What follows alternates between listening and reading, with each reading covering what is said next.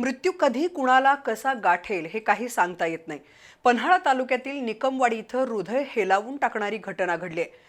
गोठ्यात विद्युत प्रवाह उतरल्यानं जीवाच्या आकांतानं ओरडणाऱ्या जनावरांना वाचवण्यासाठी धाव घेतलेल्या दिलीप दौलू खोत या 40 वर्षीय शेतकऱ्याचा विजेच्या धक्क्यानं मृत्यू झाला. जनावरांचा जीव वाचला, पण त्यांना वाचवण्यासाठी धावून गेलेल्या दिलीप खोत यांनी स्वतःचा जीव गमावला. त्यामुळे निकमवाडी परिसरात शोककळा पसरली आहे.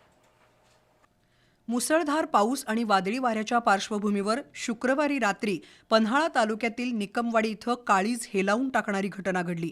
ग्रामपंचायत चौक परिसरात राहणारे 40 वर्षीय दिलीप दौलू खोत यांनी आपली जनावरं पत्र्याच्या शेडमध्ये बांधली होती.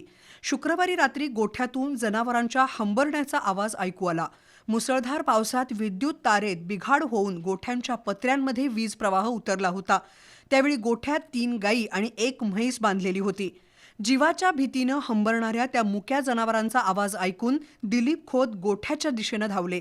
स्वतःच्या जीवाची पर्वा न करता त्यांनी जनावरांच्या गळ्यातील दोऱ्या सोडवण्यास सुरुवात केली.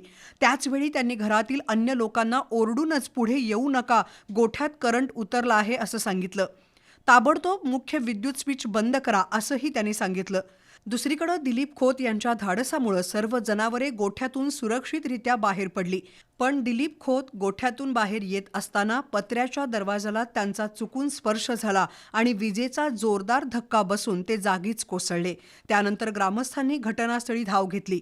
एका तरुणाने त्यांना वाचवण्याचा प्रयत्नही केला. त्यानंतर दिलीप खोत यांना तातडीनं कोल्हापुरात CPRमध्ये आणलं, मात्र त्यांचा मृत्यू झाला होता.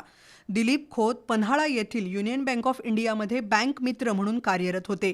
मनमिळावू आणि मदतीसाठी सदैव तत्पर स्वभाव अशी त्यांची ओळख होती. मुक्या जनावरांचा जीव वाचवताना दिलीप खोत यांनी मात्र जीव गमावला. त्यांच्या पश्चात पत्नी आणि 2 लहान मुलं असा परिवार आहे. दरम्यान या घटनेमुळे निकमवाडी परिसरावर शोककळा पसरली आहे.